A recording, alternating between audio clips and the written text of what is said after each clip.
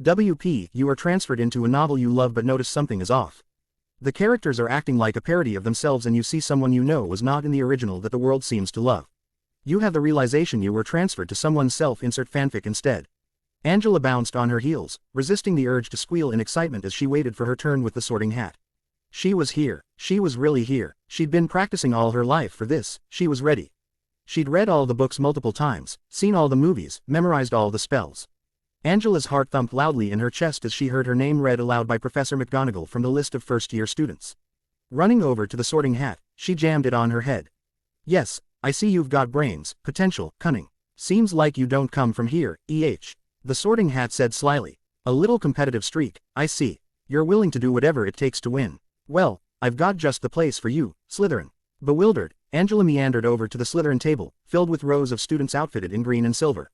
This wasn't supposed to happen. All the Pottermore quizzes had told her, she was a Ravenclaw, through and through. What was going on? Draco Malfoy nodded at her, a smirk on his face. You'll fit right in, Angela. We're the coolest house there is. And we've got the best people. Wait until you meet Ebony.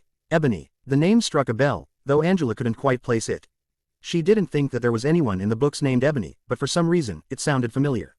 Suddenly, a hush fell over the Slytherin table. Angela heard the heavy clomp of combat boots as someone approached the table, and she spun around, wondering who it could be. It was a 7th-year Slytherin student. She sort of looked like Amy Lee, the Evanescence singer from the world that Angela had been teleported from. The witch had icy blue eyes that looked like limpid tears, and her long ebony black hair stretched to her mid-back.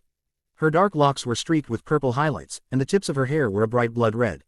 Her black corset was tight around her voluptuous figure, and her black leather miniskirt highlighted all her curves. Pink fishnets finished off her outfit, which was certainly not compliant with the Hogwarts dress code that J.K.